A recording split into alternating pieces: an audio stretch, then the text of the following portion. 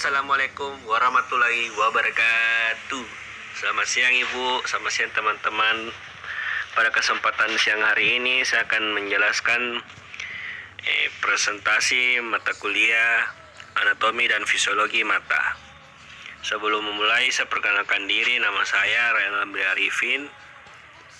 Nomor stambuk atau nomor mahasiswa B1E1 2004 dari Prodi D3 Optometri angkatan 2020.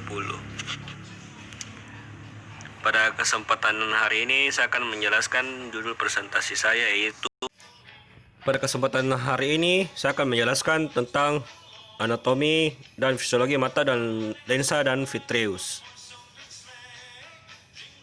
Yang pertama itu saya akan menjelaskan mengenai lensa. Pengertian lensa adalah benda-benda yang dibatasi oleh dua buah bidang lengkung, dan dua bidang lengkung ini yang membatasi lensa berbentuk silinder maupun bola.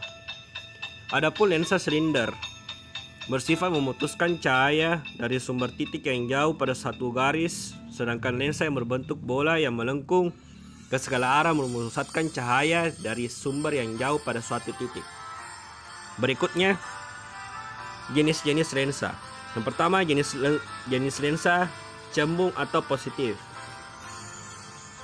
Lensa cembung merupakan lensa yang bentuk bagian tengahnya lebih tebal daripada bagian tepinya. Lensa cembung bersifat konvergen. Ada tiga jenis lensa cembung, yaitu lensa cembung ganda atau biconvex. Yang kedua, lensa cembung datar atau plan convex. Yang ketiga, lensa cembung cekung atau konkav convex. Yang kedua, lensa cekung atau negatif. Lensa cekung adalah lensa yang berbentuk tipis pada bagian tengahnya dan pada bagian tepi lensa. Lensa cekung bersifat divergen. Ada tiga jenis, yaitu lensa cekung ganda, bikonkav. Yang kedua, lensa cekung datar, plan konkav. Yang ketiga, lensa cekung cembung atau konveks konkav.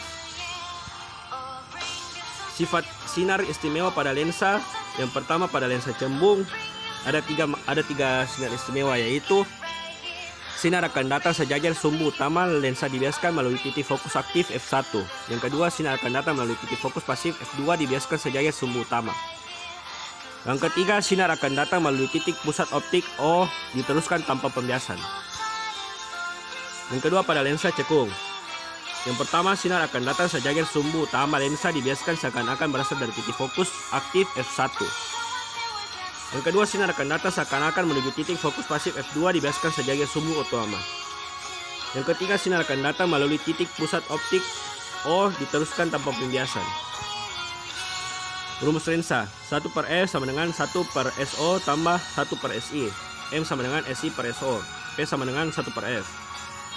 SO jarak benda, SI jarak bayangan, F jarak fokus, M pembesaran linear bayangan, P kuat lensa atau dioptri.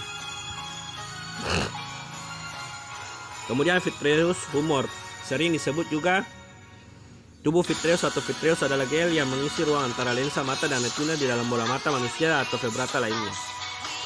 Berikut terlampir gambar dari vitreous humor. Vitreous tidak berwarna, transparan, mengisi ruang antara lensa mata dan retina ke arah belakang mata.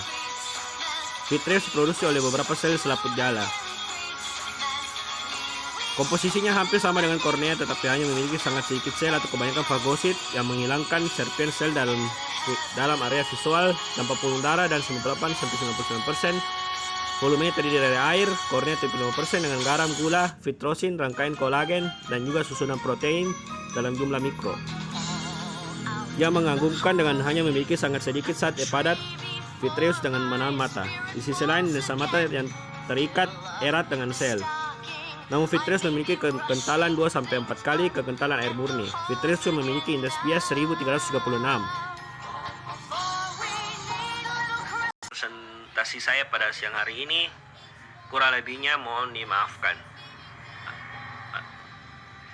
Selamat siang teman-teman, selamat siang Ibu. Waalaikumsalam warahmatullahi wabarakatuh.